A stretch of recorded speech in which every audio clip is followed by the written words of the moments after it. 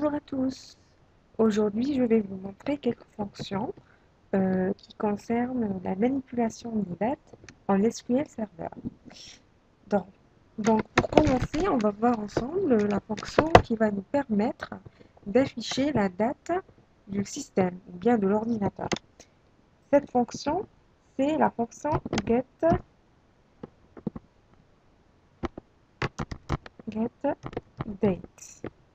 On met les parenthèses, sans oublier le print pour qu'on puisse afficher le résultat. On exécute. Donc le résultat, le voilà. Donc il nous a affiché la date d'aujourd'hui qui correspond au 12 septembre 2013. Et puis on a l'heure. Il y a une deuxième fonction ici qui fait presque la même chose. C'est la fonction system date time. On va exécuter. Et comme vous voyez, on a bien eu la date d'aujourd'hui, 2013-9-12, et puis l'heure. Donc la différence entre les deux, c'est que la deuxième fonction, elle a plus de précision au niveau de l'heure. Il y a aussi une différence concernant le format de date. Je ne sais pas si vous l'avez remarqué, mais je vais exécuter les deux fonctions pour que vous puissiez voir la différence. Donc ici, vous avez ce format-là, mois, mois, jour, année. Et là, vous avez l'année, le mois et puis le jour. Passons maintenant à une autre fonction qui va nous permettre d'afficher une partie d'une date. Cette fonction-là, c'est la fonction dateName. Elle l'accepte ou elle a besoin de deux paramètres. Le premier, c'est la partie qu'on veut afficher. Donc, ça peut être soit jour, mois, année, minute, etc. Donc là, je vais prendre exemple avec l'année. Et on met notre date. Donc ici, on va prendre une date. Et sans oublier le print, on puisse afficher le résultat. Voilà. Donc cette fonction-là, elle nous a récupéré l'année de la date d'aujourd'hui. Je vais faire un autre exemple. Par exemple, si on veut récupérer le mois, donc mois, de la date qui est la suivante, 2013, 05, et puis 06. Si on exécute, on a le mois de mai et effectivement, le 05 correspond au mois de mai, etc. Donc, vous pouvez utiliser day, minute, etc. Il y a pas mal de choses. Vous pouvez regarder ça sur Internet pour plus de précision. Passons maintenant à une fonction qui va nous permettre de rajouter un intervalle de temps.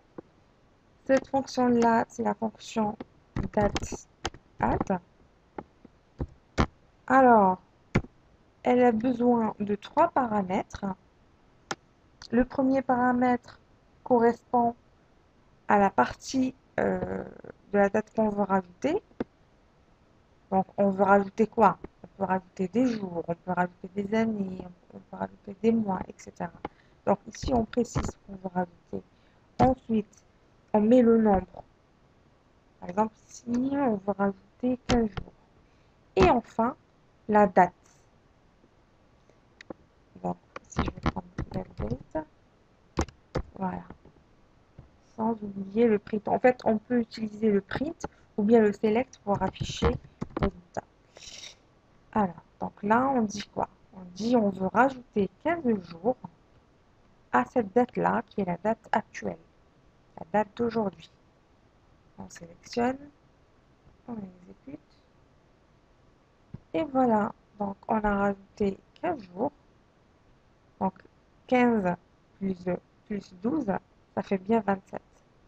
Donc, on a eu le bon résultat.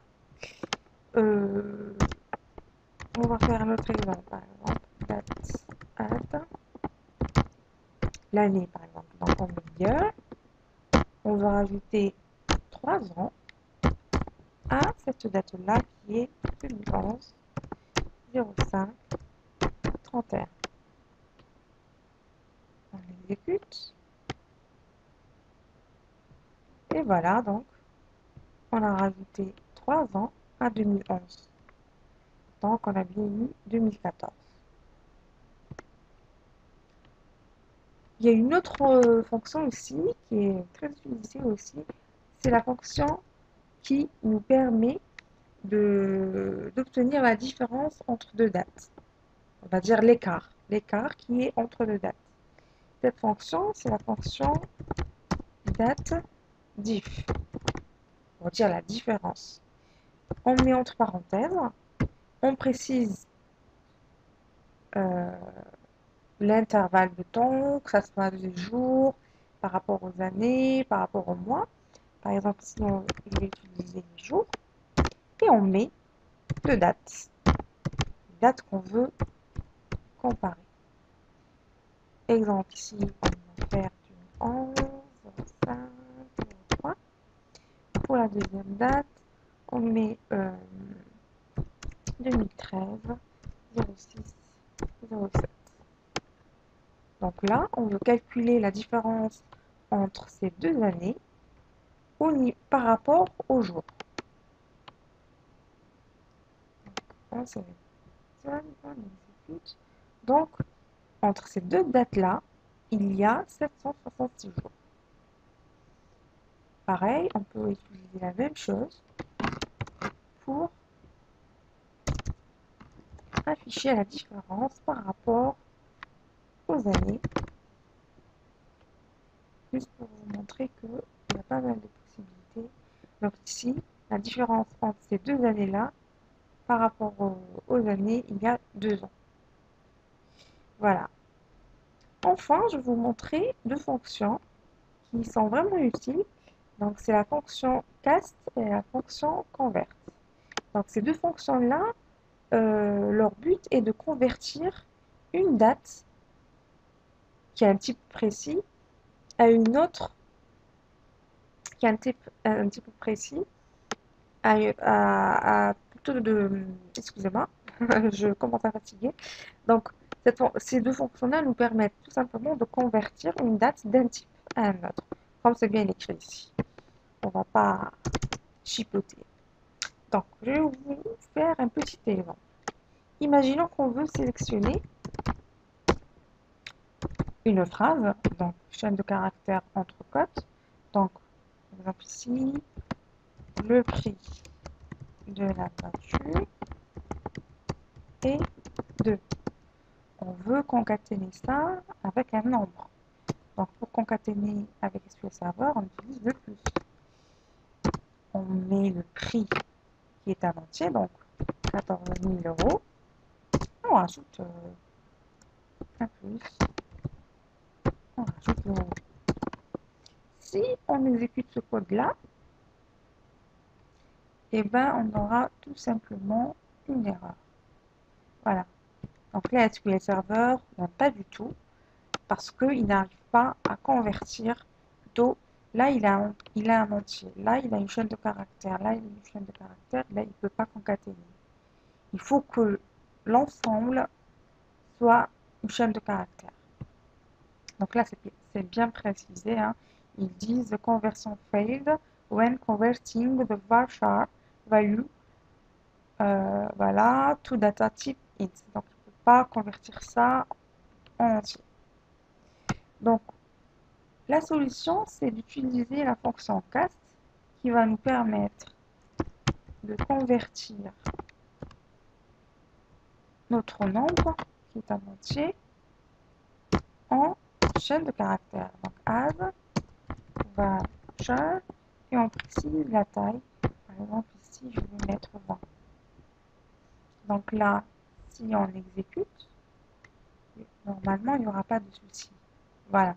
Juste ici, rajouter un petit espace pour que ça soit joli et pas collé. Donc, on exécute. Voilà. Donc, le prix de la voiture est de 14 000 euros. Pour la seconde fonction, qui est la fonction convert, et bien cette fonction-là, elle est plus utilisée pour manipuler des dates. Donc, par exemple, donc, cette fonction, elle peut utiliser 3 paramètres comme elle peut utiliser 2 paramètres. Donc ici, pour les dates, c'est obligé d'avoir 3 paramètres. Donc le premier, c'est le type qu'on veut avoir.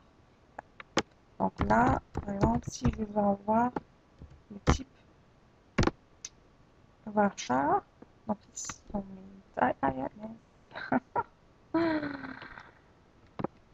donc là, je vais mettre un 30.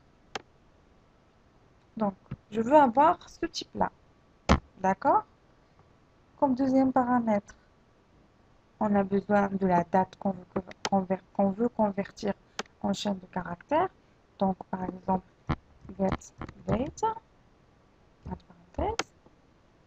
Et enfin, on précise le type de la date qu'on veut afficher. Donc, par exemple, ici, si on met 103, le résultat devrait être comme ceci. Donc, jour, mois, et puis l'année. On exécute et on va voir ce que ça va donner. Voilà. Donc, cette fonction-là, elle a converti la date en chaîne de caractères en respectant le format 103 qui est de type jour, mois et année. Il y a aussi un autre, il y a plusieurs types, hein, plusieurs formats plutôt pour les années. Donc, si je reprends ça et je mets un 3 à la place de 103, le format de jour va être comme ceci, donc jour, mois, et puis l'année sur 2 caractères. On va exécuter. Voilà. Donc, l'année est bien sûr 2 caractères, donc on a 13, qui correspond à l'année 2013. On peut utiliser aussi la même fonction pour convertir, par exemple, un entier en monnaie, en type monétaire. Donc, on utilise le magique monnaie, et puis on met n'importe quoi, un entier, ça m'en fout. Voilà. Donc, là, en fait, je vous fais cet exemple-là pour vous montrer que cette fonction peut utiliser 3 paramètres comme elle peut utiliser que 2 paramètres. Donc, on exécute. Et voilà le résultat. Donc, il a converti cet entier-là en type monétaire en rajoutant le point ou virgule, là, je ne vois pas très bien, 0,0. Donc voilà, c'était quelques fonctions assez sympas hein, à utiliser en SQL Server. Donc j'espère que cette vidéo vous aura plu. Si vous avez des questions ou des commentaires, n'hésitez pas. Et puis je vous dis à la prochaine. Au revoir.